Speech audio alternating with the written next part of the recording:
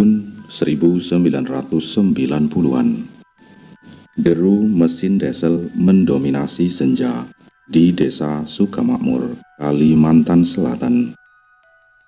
Ratusan kepala keluarga transmigran dari Jawa dan Madura tiba dengan harapan baru, mengais rejeki dari tanah yang dijanjikan subur. Pak Tarjo, dengan wajah legam terbakar matahari dan tangan kapalan, adalah salah satu dari mereka. Ia membawa serta istrinya, Bu Lastri, dan dua anaknya yang masih kecil, bernama Budi dan Sari. Mereka menempati rumah sederhana berdinding papan yang baru dibangun. Salah satu dari sekian banyak rumah yang berjejer rapi di atas petak-petak tanah yang baru dibuka. Hutan belantara yang lebat membentang di sekeliling desa, menyimpan misteri dan keheningan yang mencekam. Bau tanah basah dan aroma pepohonan yang tumbang masih sangat kuat, bercampur dengan bau asap sisa pembakaran hutan. Malam pertama di Sukamakmur adalah malam yang panjang. Anak-anak terlelap pulas, lelah setelah perjalanan berhari-hari. Pak Tarjo dan Bu Lastri mencoba memejamkan mata. Namun, suasana baru ini membuat mereka gelisah. Suara jangkrik bersahutan dengan siulan angin yang entah datang dari mana, seolah membawa bisikan-bisikan aneh. "Mas, kok perasaanku ndak enak ya?" bisik Bu Lastri. Tangannya meremas lengan Pak Tarjo. "Udara di sini kok dingin sekali. Padahal siang tadi panasnya minta ampun." Pak Tarjo menghela nafas. "Mungkin cuma perasaanmu saja, Yuk. Kita kan baru di sini," kata Pak Tarjo. Namun keesokan paginya, keanehan mulai bermunculan. Bu Lastri menemukan sesajen bunga melati yang berserakan di sudut halaman belakang. Padahal ia yakin semalam tidak ada apa-apa di sana. Dan beberapa hari kemudian, ternak Pak Tarjo, seekor ayam jago kesayangannya, ditemukan mati tanpa sebab yang jelas, dengan bulu-bulu tercabut sebagian. "Ayamku mati lagi, Yuk," keluh Pak Tarjo suatu sore. Wajahnya bias. "Ini sudah yang ketiga kalinya dalam seminggu kita ada di sini." Bu Lastri yang sedang menggendong Sari menatap suaminya dengan cemas. "Jangan-jangan ada yang tidak suka kita di sini, Mas," kata Bu Lastri. Suatu malam, Budi, anak sulung mereka, terbangun dengan jeritan. Pak, ada kakek-kakek, Pak. Ada kakek-kakek berdiri di pojok kamar," kata Budi. Pak Tarjo segera menyalakan lampu minyak. Tidak ada siapa-siapa. "Kamu mimpi, Le," katanya mencoba menenangkan. Namun kejadian serupa terus berulang. Warga transmigran lain pun mulai merasakan hal yang sama. Ada yang melihat bayangan melintas cepat, mendengar suara tangisan di tengah malam, atau mencium bau kemenyan menyengat tanpa tahu asalnya. Ketakutan mulai menyelimuti desa. "Pak Muntin, apa benar tempat ini angker, Pak?" tanya seorang tetangga kepada sesepuh desa, yang juga seorang pemuka agama. Pak Muntin hanya menggelengkan kepala perlahan. Sorot matanya menyiratkan kesedihan. "Saya sudah mencoba berkomunikasi, tapi mereka tidak mau pergi," kata Pak Mutin.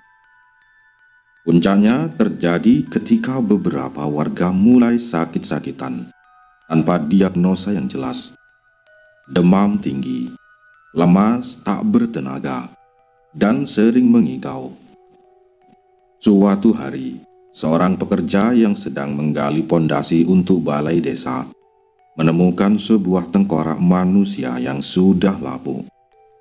Penemuan ini sontak membuat geger seluruh kampung. "Ya Allah, ini tengkorak manusia!" seru salah satu pekerja dengan wajah pucat pasi. Kabar ini menyebar dengan cepat. Pak Mudin dengan wajah menahan duka, akhirnya memanggil seluruh warga. "Saudara-saudara sekalian," Pak Mudin memulai dengan suara parau. "Saya sudah mengetahui kebenaran ini sejak awal, namun saya tidak tega menyampaikannya." Ia menghela napas panjang.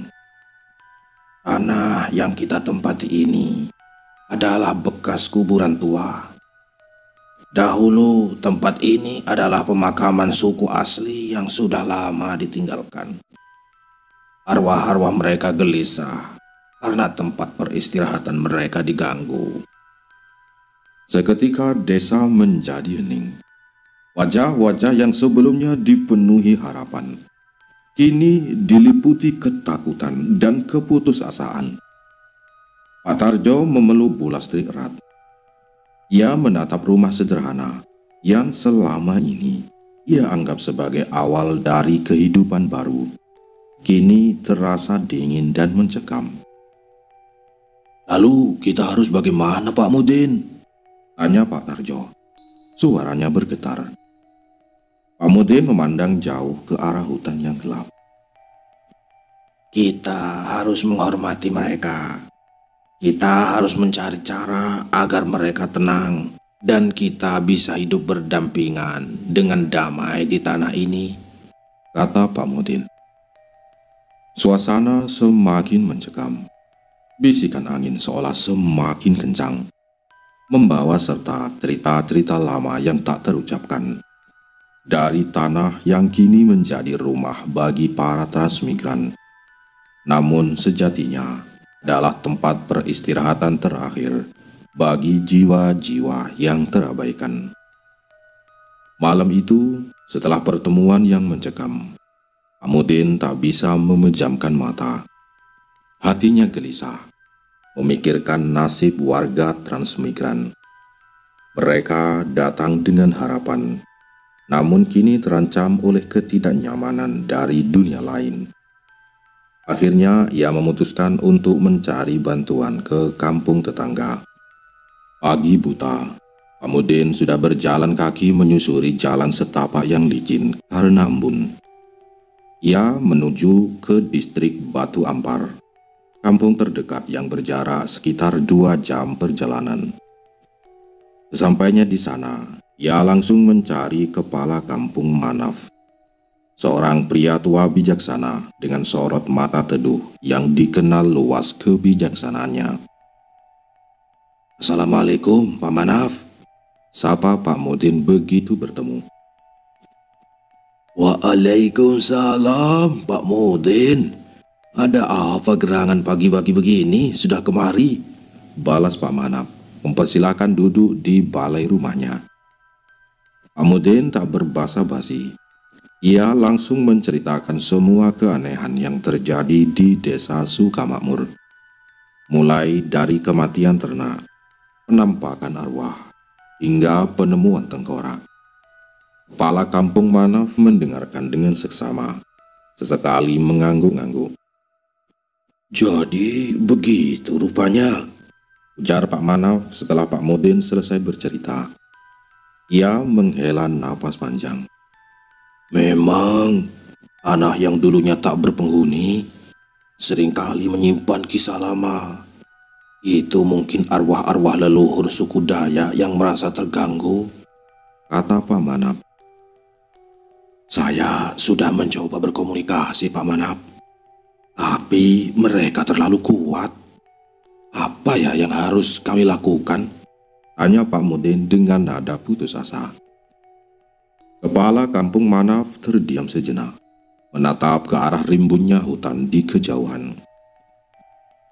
"Ada satu orang yang mungkin bisa membantu kalian, Pak Mudin. Dia adalah Panglima Burung, seorang tetua adat dan dukun Dayak yang sangat dihormati. Kekuatan spiritualnya tidak diragukan lagi. Mendengar nama Panglima Burung, Pak Modin merasakan secerca harapan. Di mana saya bisa menemui beliau, Pak Manaf? Tanya Pak Modin. Oh, tempatnya cukup jauh dari sini. Sekitar 5 jam perjalanan jika menggunakan klotok menyusuri sungai. Jelas Pak Manaf. Besok pagi-pagi sekali pergilah ke dermaga. Akan ada perahu yang bisa mengantarmu ke sana. Ikuti saja aliran sungai sampai menemukan rumah panjang dengan ukiran khas Dayak. Di sanalah Panglima Burung berada. Tanpa pikir panjang, Pak Modin mengangguk mantap. Informasi ini adalah satu-satunya harapan mereka. Besok pagi ia akan berangkat. Hatinya sedikit lega, meskipun ia tahu perjalanan ini tidak akan mudah. Dan apa yang menantinya di sana masih menjadi misteri.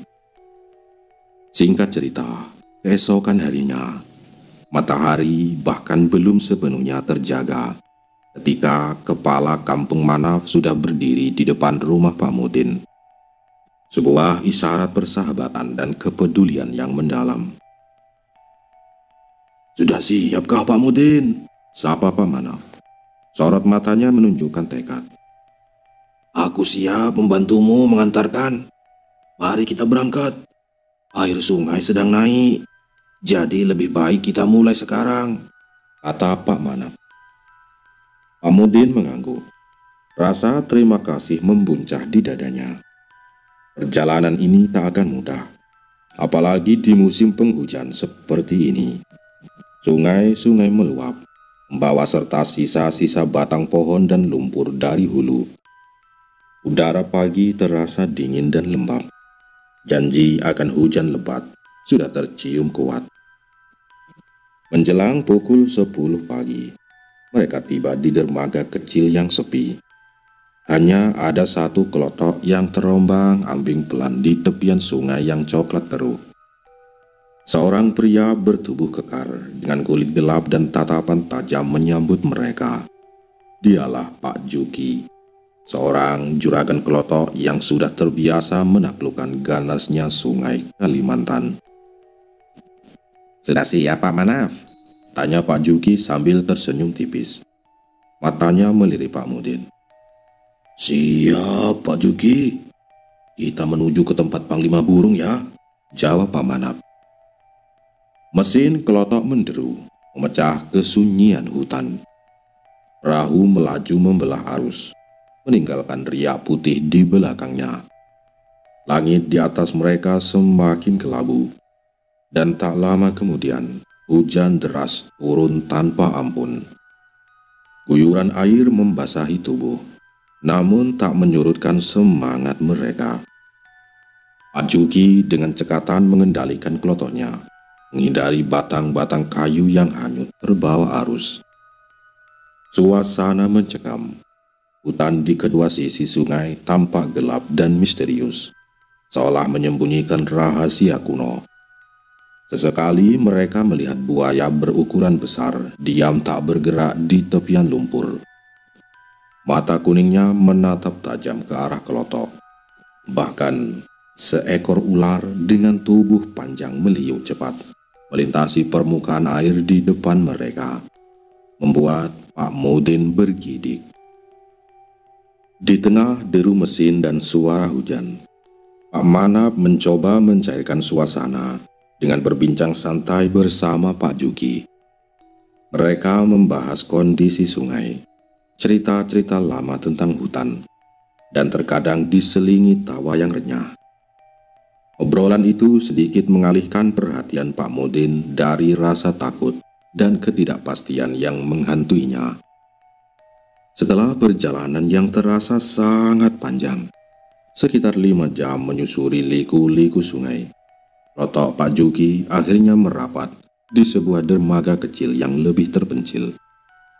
Ini adalah dermaga di kampung seberang ulu, sebuah desa kecil yang dikelilingi hutan lebat. Dari sini, Panglima Burung berada tak jauh. "Kita sudah sampai, Pak Mudin," ujar Pak Manaf sambil menunjuk ke arah jalan setapak yang menanjak. "Dari sini kita harus berjalan kaki sekitar 1 jam lagi. Rumah Panglima Burung ada di balik bukit itu," kata Pak Manaf. Dengan langkah mantap, meski tubuh pegal dan basah kuyup, Pak Mudin dan Pak Manaf mulai menapaki jalan setapak yang licin. Aroma tanah basah dan dedaunan hutan memenuhi udara. Suara-suara alam semakin jelas terdengar. Kicauan burung, gemerisik daun, dan desiran angin yang membawa bisikan misteri.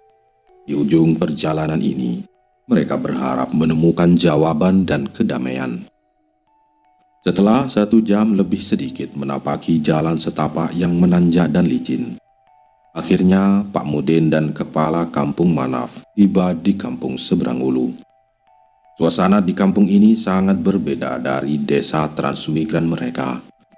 Rumah-rumah penduduk berjarak sekitar 50 meter satu sama lain, memberikan kesan lapang namun juga terisolasi. Ini bukan deretan rumah papan sederhana, melainkan rumah-rumah kuno khas Kalimantan yang megah. Rumah-rumah panggung ini dibangun dari kayu ulin yang hitam pekat dan kokoh, dengan atap sirap yang ditumbuhi lumut tipis, menambah kesan tua dan angker. Tiang-tiang penyangga setinggi 2 hingga 3 meter diukir sederhana. Beberapa bahkan masih memperlihatkan guratan pahatan tangan. Tangga kayunya lebar, seolah mengundang siapa saja untuk naik, namun juga tampak misterius di tengah rimbunnya dedaunan. Setiap rumah memiliki halaman yang luas, dipenuhi berbagai tanaman dan pepohonan tropis yang rimbun. Sebagian besar adalah tanaman obat atau sayuran yang ditanam secara swadaya. Di siang hari, kampung ini tampak asri dan tenang. Namun mudah dibayangkan betapa menyeramkannya jika malam tiba, dengan jarak antar rumah yang jauh dan kegelapan yang pekat. "Permisi, Bu," sapa Pak Mudin kepada seorang wanita parubaya yang sedang menyapu halaman di rumahnya. "Bolehkah saya bertanya, di mana rumah Bapak Panglima Burung?" Wanita itu menghentikan sapuannya, menatap mereka dengan tatapan ramah, namun penuh selidik.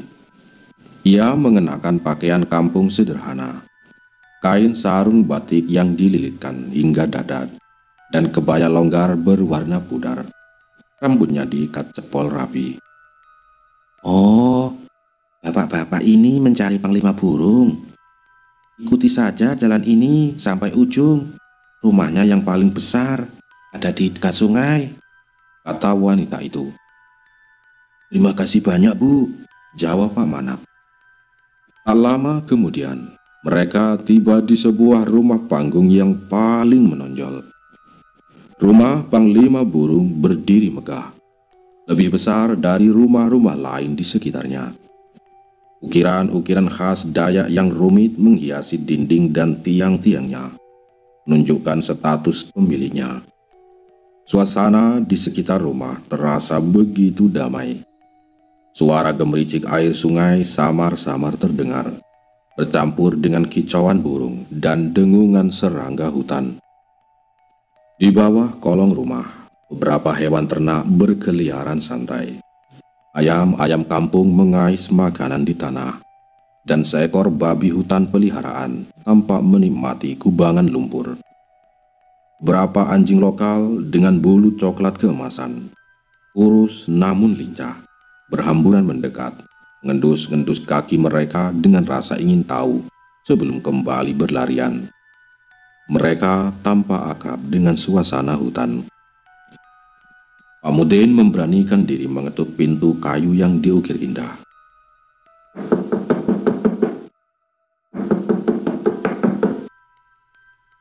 Tak lama kemudian, pintu berderi terbuka. Seorang wanita parubaya berdiri di ambang pintu. Ia juga mengenakan kain sarung yang dililitkan longgar, dan kaos lusuh berwarna hijau army. Rambutnya yang beruban sebagian diikat asal. Wajahnya ramah, namun sorot matanya menyimpan kebijaksanaan yang dalam. "Ada yang bisa saya bantu, bapak-bapak?" tanyanya dengan suara lembut. "Oh, kami mencari Bapak Panglima Burung, Bu," jawab Pak Manaf. "Kami datang dari desa Sukamakmur. Ada hal penting yang ingin kami bicarakan." Wanita itu tersenyum. "Oh, Panglima Burung sedang tidak ada. Beliau baru saja pergi berburu ikan di sungai. Mungkin sebentar lagi kembali." Ia mempersilakan mereka masuk. "Mari silakan masuk dulu, bapak-bapak. Duduklah, nanti saya panggilkan jika beliau sudah pulang," kata wanita itu. Pak Mudin dan Pak Manaf masuk. Hati mereka penuh harap. Di sekeliling rumah, berbagai tanaman obat dan sayuran tertata rapi dalam pot-pot dan bedengan sederhana, menambah kesan alami dan lestari. Indah, ya, tapi tetap saja terbayang bagaimana seramnya suasana ini jika malam tiba, dengan gelapnya hutan dan jarak yang jauh antar rumah. Mereka pun duduk menunggu kedatangan sosok yang diharapkan bisa menjadi penolong mereka. Hampir 1 jam berlalu, dan keheningan di rumah Panglima Burung mulai terasa mencekam bagi Pak Mudin. Meskipun disuguhi teh hangat dan ubi rebus oleh istri Panglima Burung, kecemasan tetap merayapi hatinya. Ia melirik Pak Manaf yang tampak lebih tenang. Mungkin karena sudah terbiasa dengan suasana pedalaman. Mata Pak Mudin terus menjelajahi sekeliling rumah. Ukiran-ukiran kayu yang detail, pernak-pernik ritual yang digantung di dinding. Semuanya terasa asing dan penuh misteri. Tiba-tiba sebuah suara gemerisik daun yang diikuti oleh derik pintu belakang mengejutkan mereka. Istri Panglima Burung segera berdiri.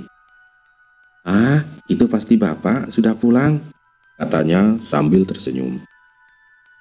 Tak lama kemudian, seorang pria tua dengan perawakan gagah muncul dari balik pintu. Kulitnya gelap terbakar matahari. Otot-ototnya masih kencang meski usianya tak muda lagi. Ia mengenakan celana pendek sebatas lutut dan tanpa baju, memperlihatkan tato-tato tribal kuno yang menghiasi lengannya. Rambutnya yang panjang dan beruban diikat ke belakang, dan matanya memancarkan aura kebijaksanaan sekaligus ketajaman yang luar biasa.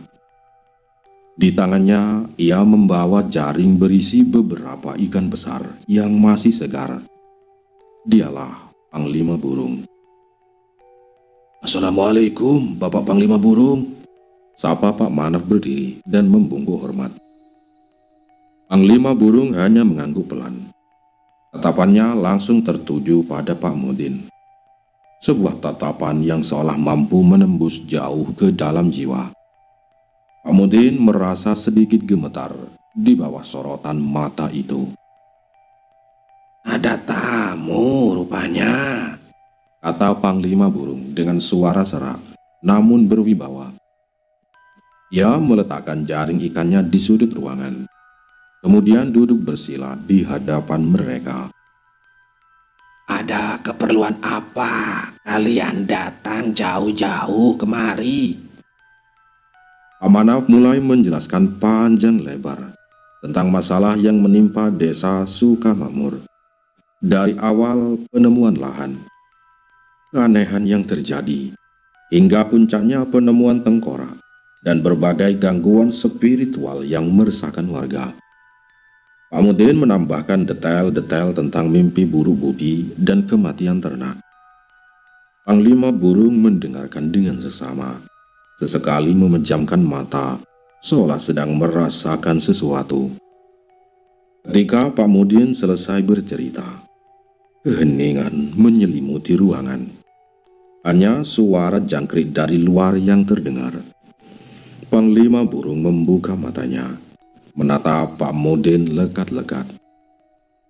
Jadi kalian telah menduduki tanah leluhur kami, ucapnya pelan, namun nadanya menggetarkan.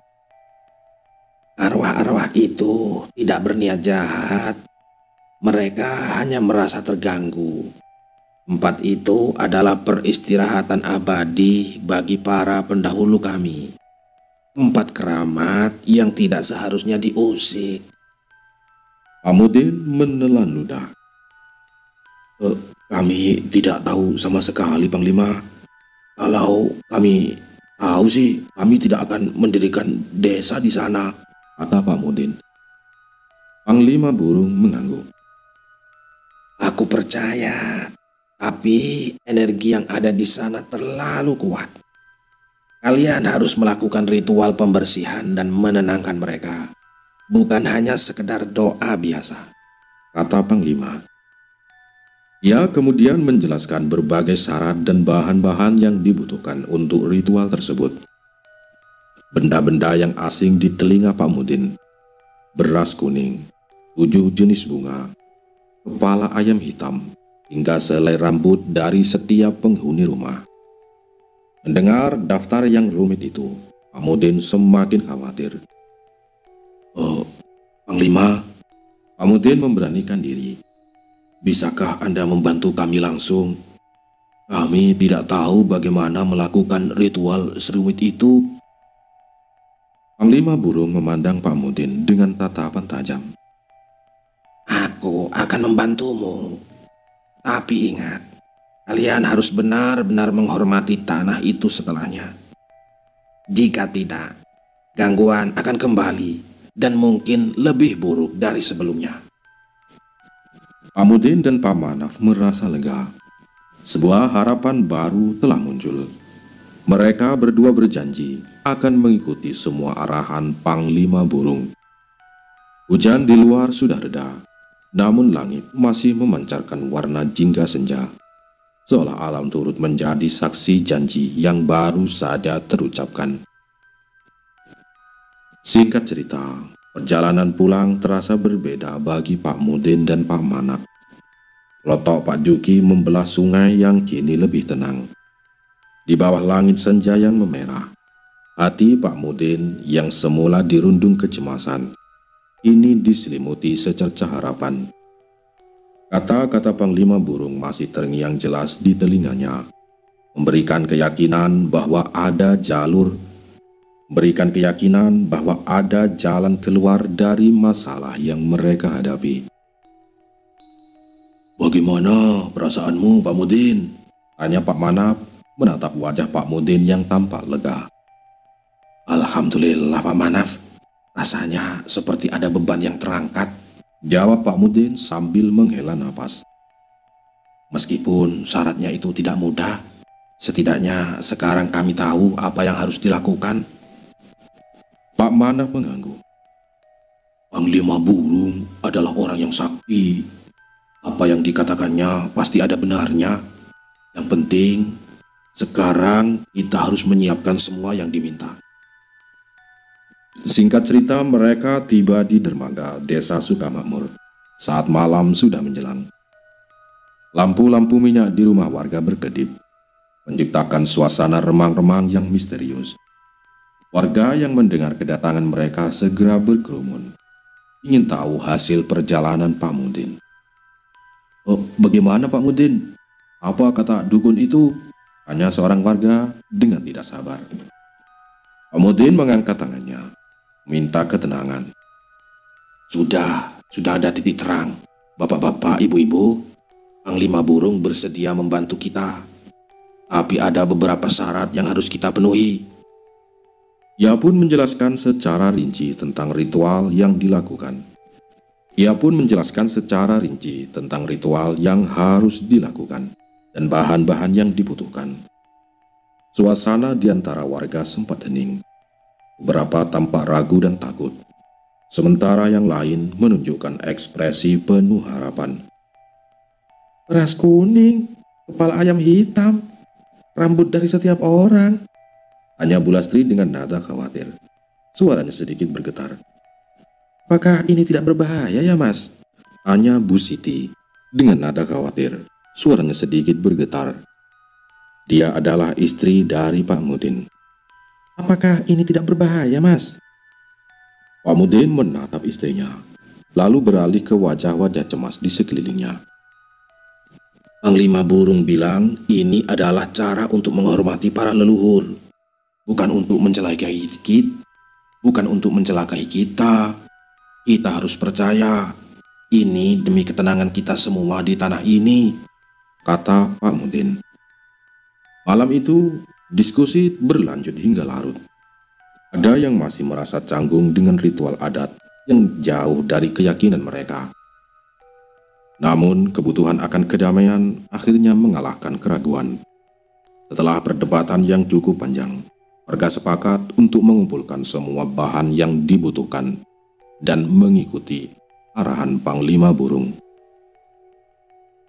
Keesokan harinya, seluruh desa disibukkan dengan persiapan. Para pria mencari kepala ayam hitam dan beras kuning, sementara para wanita mengumpulkan berbagai jenis bunga hutan dan bahan-bahan lain sesuai petunjuk. Sebuah energi baru menyelimuti desa Sukamakmur. Bukan lagi energi ketakutan, melainkan energi harapan yang bercampur dengan sedikit ketegangan.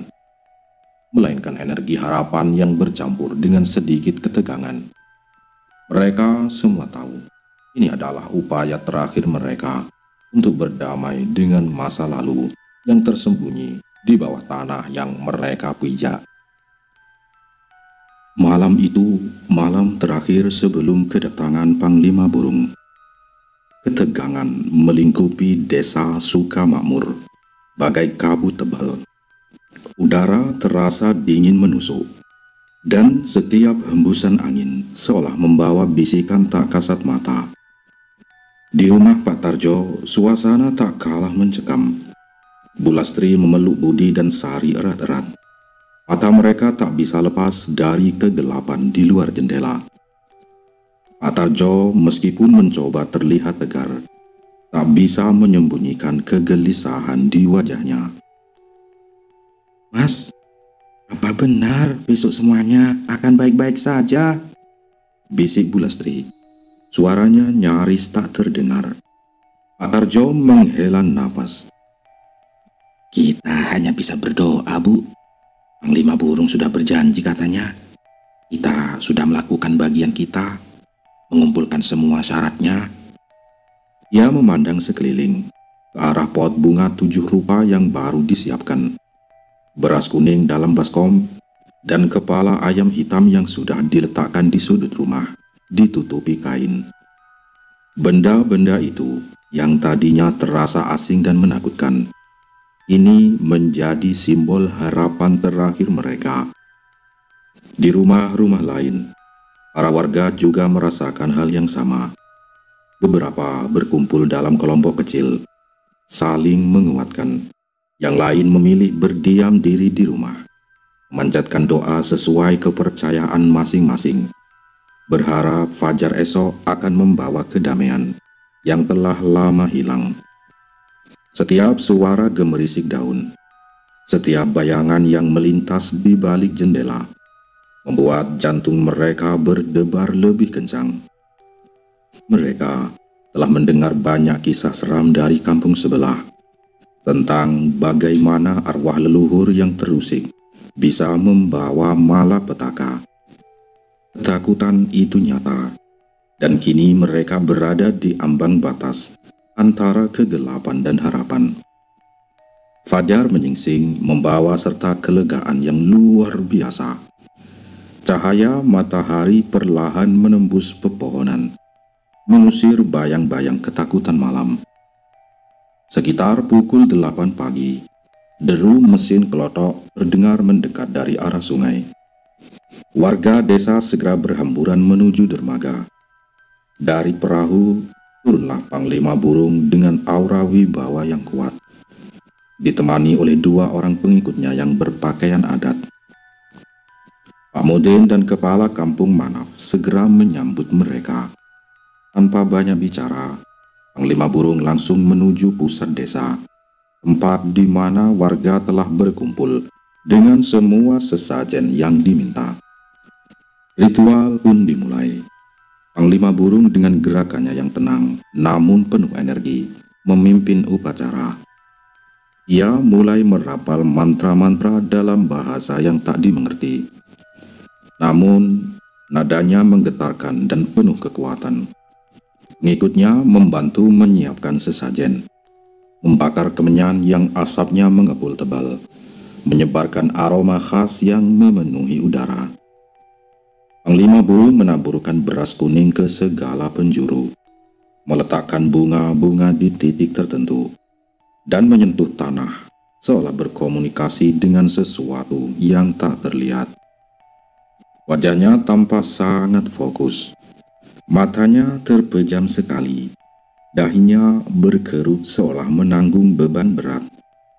Ia berjalan mengelilingi area yang dicurigai sebagai pusat gangguan, membaca doa-doa panjang, dan sesekali mengayunkan sebuah tongkat kayu berukir. Suasana menjadi hening. Semua mata tertuju pada sosok Panglima burung. Tidak ada lagi suara tangisan aneh atau bisikan yang mengganggu. Yang ada hanyalah keheningan khidmat yang diiringi suara gemericik air dan kicauan burung di kejauhan. Setelah hampir 2 jam, Panglima burung mengakhiri ritualnya dengan meletakkan kepala ayam hitam di bawah pohon beringin tua di pinggir desa. Sebagai persembahan terakhir, ia berdiri tegak memandang ke arah hutan, lalu berbalik menghadap warga. "Sudah selesai," ucapnya dengan suara yang kini lebih terdengar lebih tenang. "Arwah-arwah leluhur telah menerima permohonan maaf kalian. Mereka kini tenang di tempat peristirahatan mereka. Jaga baik-baik tanah ini, hormati mereka, dan jangan lagi mengganggu." Warga desa menghela napas lega. Sebuah perasaan damai yang belum pernah mereka rasakan sejak tiba di tanah itu, ini menyelimuti desa Sukamakmur. Gangguan-gangguan yang menakutkan perlahan sirna. Malam-malam kembali tenang, dan tidur pun menjadi nyenyak. Ternak tidak lagi mati misterius, dan anak-anak tidak lagi terbangun dengan jeritan ketakutan. Tanah makam di hutan Kalimantan, yang dulu membawa mimpi buruk, kini menjadi saksi bisu perdamaian antara dunia manusia dan dunia roh. Para transmigran akhirnya menemukan kedamaian sejati di rumah baru mereka. Belajar untuk hidup berdampingan dengan masa lalu yang tersembunyi di bawah kaki mereka. Selesai.